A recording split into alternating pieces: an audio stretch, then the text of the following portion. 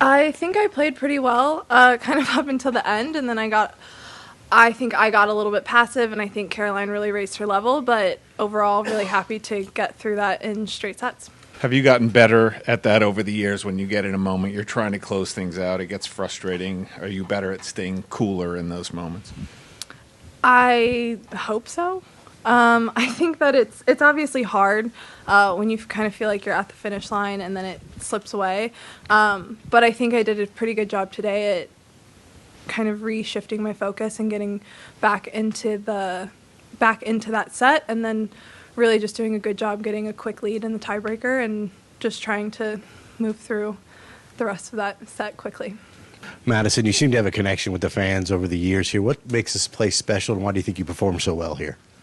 I've been playing this tournament for many, many years, and I've always loved coming back, and I just have always really felt kind of at home here. So I just really appreciate coming out and playing, and I think that I've always just tried to give my all. In some years that's great, and I've won the tournament, and then other years it's kind of ended in some heartbreakers, but I think everyone is just very, they're just very happy and proud of any players who are out there giving their all, and they'll fully support you no matter what.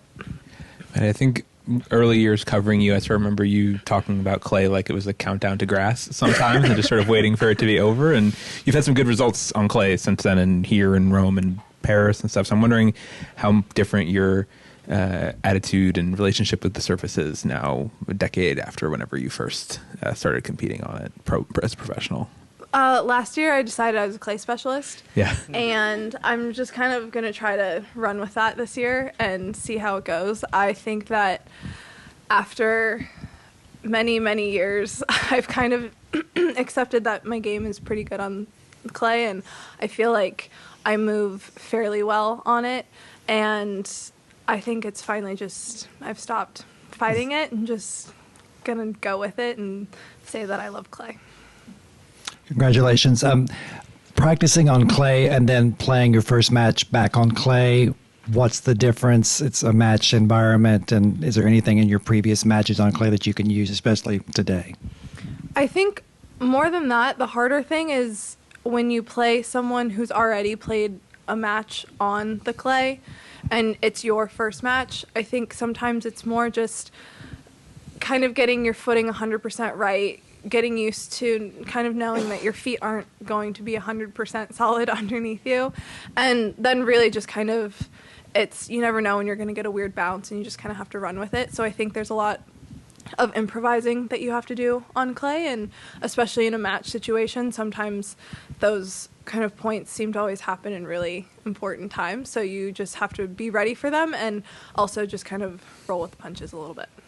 Just because I don't think you did press that night and you've had a little time to process it, I wanted to ask your reaction to your match you had in India Wells, your loss there in the semis, and just how it was obviously you'd been on this huge winning streak and just have it sort of end that way. How do you look back on that? How do you process that result? I kind of just don't think about it anymore. It's kind of dead to me. Okay. It's best to just leave it. Was it just like so extreme that it was easy to move on from in a certain way? I mean, no, I don't. Okay. I don't know if you've ever lost like that. Oh, I have. That's something I've done in tennis. In front of a massive not that many crowd people like no. that. But no, it's not. It's not something that you're not having a great time out there. But I think that it was kind of an emotional roller coaster for me, kind of through that week, and it was honestly already a lot more of an emotional roller coaster and toll than I thought it was going to be, having after the Australian Open, and just kind of taking that time at home I think was really important. But getting back on court for the first time was also something that I don't think I was 100% prepared for. So I think I kind of just ran out of steam. And when you're playing someone like Arena, you can't not play well. And so it was just kind of one of those things where you just leave it. You kind of pretend that it never happened. Your husband had some success on clay himself. I imagine he's a pretty good advisor when it comes to the surface. Yeah, he obviously won.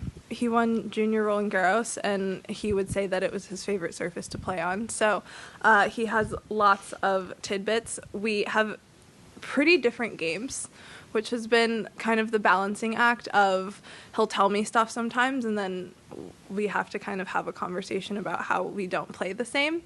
But I think it's a good balance, and I think he does a good job at helping me figure out how to take my game and not change it too much just because of the surface change. You got married here. You've been here, coming back for decades now. Any real estate investments you're looking at here in the area? It's my favorite thing when I'm here to just sit on Zillow and look at all of the old homes. So I definitely, if Bjorn said tomorrow that he wants to move to Charleston, I have a whole list of houses that we could move into. So it's definitely something that I'm always scrolling, and who knows, maybe one day we'll end up here.